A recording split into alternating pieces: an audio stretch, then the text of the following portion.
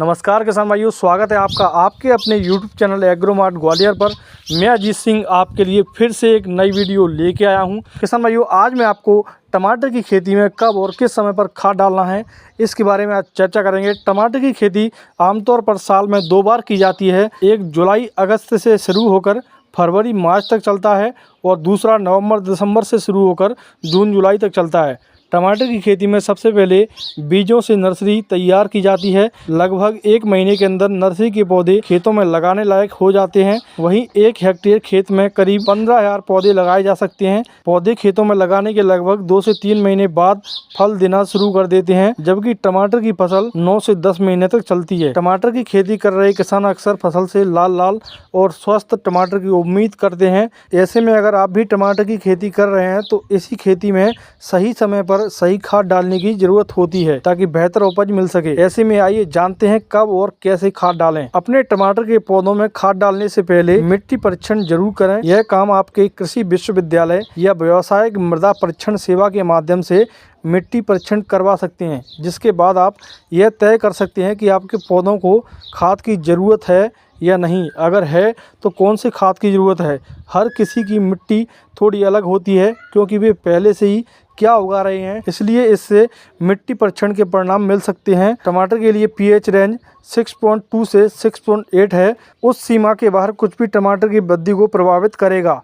एक बार जब आप अपनी मिट्टी में पोषक तत्वों को जान लेते हैं तो आप उर्वरक प्रयोग के साथ आगे बढ़ सकते हैं। जब उचित तरीके से खाद का प्रयोग किया जाता है तो टमाटर की पैदावार बढ़ सकती है और खाद बेहतर फल पैदा करने में मदद कर सकता है। सही समय पर सही उर्वरक का उपयोग करने से बड़े स्वस्थ पौधे पैदा होंगे जो स्वादिष्ट फल पैदा करेंगे। टमाटर के लिए सर्वोत्तम उर्वरक खोजने के लिए आपको हमेशा मिट्टी की संरचना की जाँच करके शुरुआत करनी चाहिए। जब आपको सभी आवश्यक पोषक तत्वों जैसे NPK के अनुपात का अंदाजा हो जाता है तो यह समझना आसान हो जाता है कि आपकी मिट्टी में किसकी कमी है। इसके लिए आप मिट्टी का परीक्षण कर सकते हैं और पता लगा सकते हैं कि मिट्टी में कौन से विशिष्ट पोषक तत्व की जरूरत है। यदि मिट्टी में पर्याप्त नाइट्रोजन है तो आपको ऐसे उर्वरक का उपयोग करना चाहिए जिनमें फास्फोरस और पोटेशियम की मात्रा अधिक हो। यदि नाइट्रोजन की मात्रा कम है तो टमाटर के लिए नाइट्रोजन युक्त उर्वरक का उपयोग करना बेहतर है। जब टमाटर के पौधों को खाद देने की बात आती है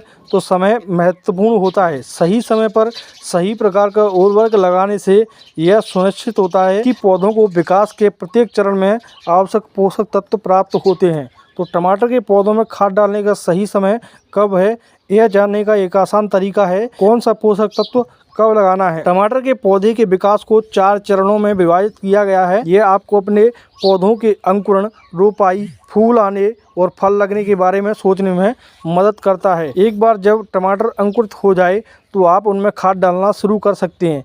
यदि आप अपने टमाटरों को बीज प्रारंभिक मिश्रण में बीज से शुरू करते हैं तो उन्हें जल्दी ही अतिरिक्त पोषक तत्वों की आवश्यकता होगी। जब टमाटर की पौध में कम से कम 2 जोड़ी असली पत्तियां हों तो आप पानी देते समय तरल उर्वरक लगाना शुरू कर सकते हैं।